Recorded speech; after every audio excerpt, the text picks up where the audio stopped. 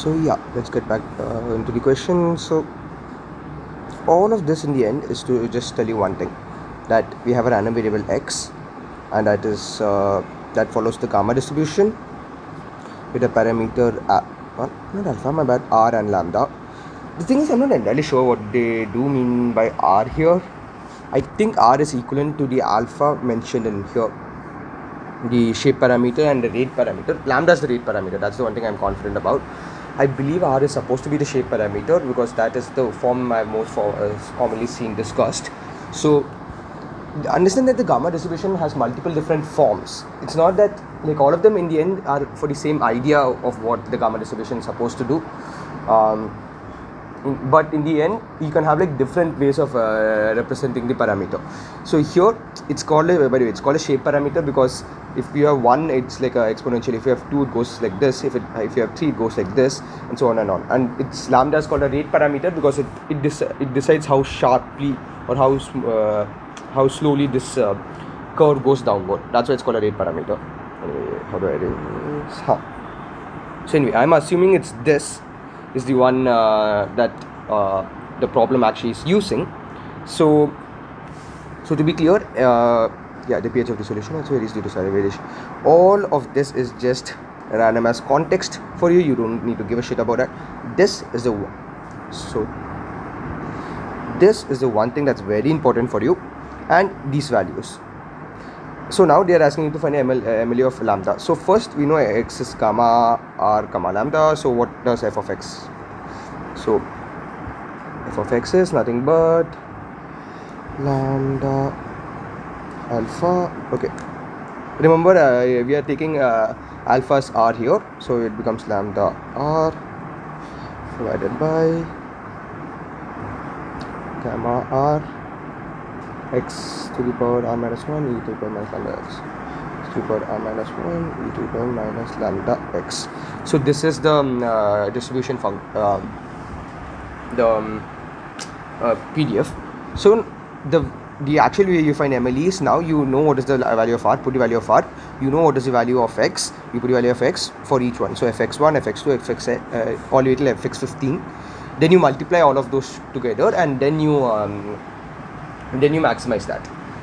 So I usually would so that is the usual method, and that's what you should do here. But my recommendation would usually not be to directly put in the values of x1, x2 in the start. In the start, just assume this is like fx1 or fxi is equal to e to the power minus lambda xi.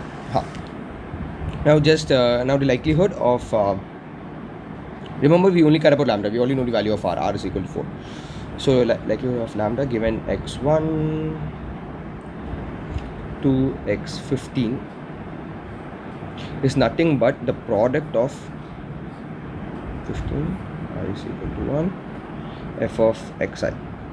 So if I just multiply this 15 times, that is, so if I keep multiplying this 15 times, what will I get? I'll get I'll just write that out one by one.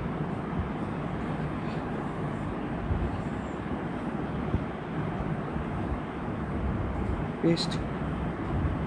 I don't know why a minus came, but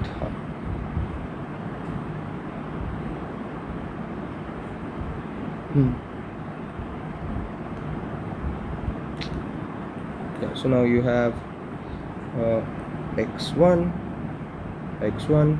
into x2. Okay, so not that visible here, but think of this as lambda x2, so on and on. So now understand that this is effectively a constant here, so you keep multiplying it 15 times, so that becomes lambda r to the power 15 divided again by gamma r to the power 15. Now this into this, it goes x1, my bad, x2, so on and on and on. So that is nothing but you're multiplying this on and on. So it's x1 into x2 all the way into x15 to the power r minus 1. Finally, and you're multiplying e to the power minus lambda x1 to lambda x2, so on and on. So they get, all of these get added up, so you get e to the power minus lambda x1 plus x2 plus so on all the way till x15. So this is the final likelihood function if you like multiply it all. I'll just write it a bit simpler. You basically now get a likelihood of lambda. Remember, this is the definition of the likelihood function. Like, we want to basically maximize the probability of the products. We assume these are independent events. So if you want to say what is the chance that both of these happen, you multiply those two events, right? So we want to maximize the chances of both of these independent events happening. So we both or all 15 of these independent events happening. So we multiply this, and once we get the likelihood function slash likelihood function, we'll maximize that. We'll find at what value of lambda is this function itself maximum. Just reminding in case it was needed. But I'll not write given x1 to x15. I'll just directly write likelihood of lambda is equal to lambda r by gamma function of r to the power 15 into pi xi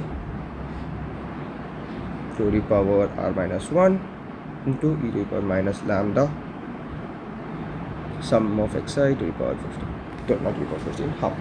So now I just want to find the maximum of this with respect to. Before I find the maximum, actually, again, it's a pain in the ass. This is like a product of a bunch of different things. So it makes much more sense for me to just take a log of this. And remember why we can take the log, because the log is a continuously increasing function. So whatever maximum we get in log, like for whatever value of lambda we get in maximum, for whatever value of lambda that gives us the maximum for the log of this function, will be the same value of lambda that gives us the maximum of L. If you do not understand this, go back and watch the earlier video or search it online. So we get log of L. I won't write the full this thing. Log of L is now equal to why is my brain not braining? You can separate this out. Log of L will now be equal to 15 r log lambda plus 15 log log r, not plus, because you're dividing. So it's basically, this is 15, the 15 power comes out, r also comes out, and you have log lambda left. Same thing for the division. When it's division, remember it's minus, so minus the 15 comes out, minus 15 log gamma of r plus okay, so it's product. So when you have product, first let's take the r minus 1 outside, plus r minus 1, and because you have product, it becomes summation. Log of product becomes log of ab is equal to log a plus log b. So this is sigma log xi value to 15. It's multiplied by r minus 1, and finally the e to the power minus lambda. So this will directly just become it becomes, all of this comes ahead, and you get log e is 1, so you basically get minus lambda sigma log xi 15. So now this is the log likelihood function. Now I differentiate this with respect to lambda to find the maximum value.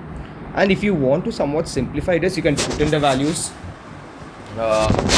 So like you can put in the values of r, but I'll just do that for a little bit easier this thing.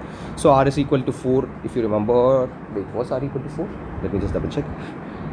R is equal to 4, so now this is 60 log lambda minus 15 log 4. If you remember, gamma of a integer is equal to n minus 1 factorial. That is that's the definition of a gamma function. So log gamma of 4 is 3 factorial, which is 6, so I'll just write that. But honestly, this does not matter, because when you differentiate this with respect to L, this is a constant, so it just goes away.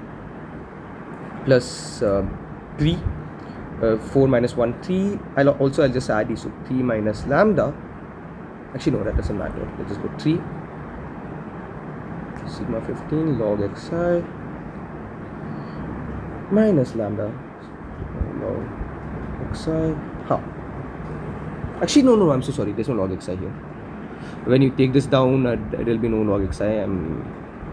I'm genuinely sorry about that. When you take the log of this, you will just have this come down, and it will directly just be that. It will just be xi, no log xi. My bad. So this is log L. Now we differentiate this I'll try to finish this in the same page.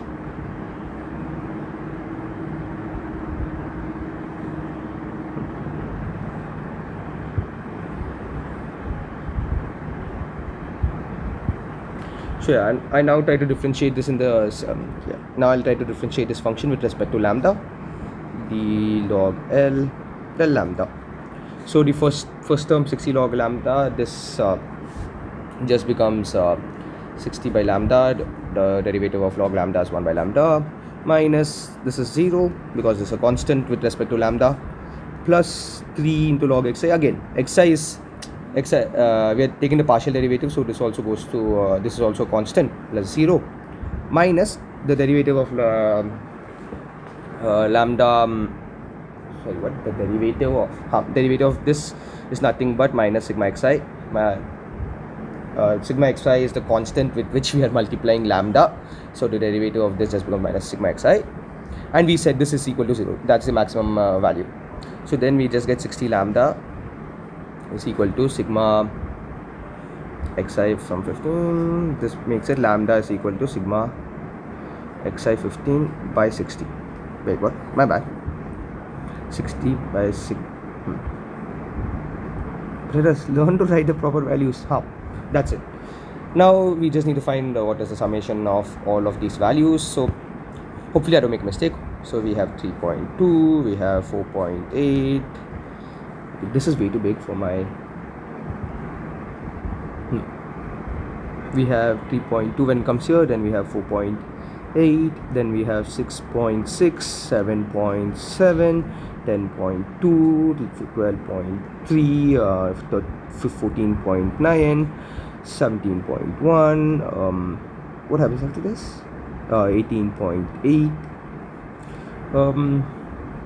20.3, 22, 24, 27, 28.8. So you now basically get this as 60 divided by 28.8, and my god, this is tiny. This is equal to 60 divided by 28.8 is something 2 point something, which is, to be exact, just give me a sec.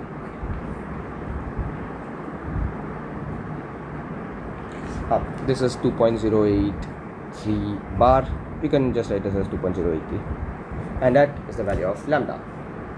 I hope this made sense. If this did not, first watch the video that I've made before, and voila.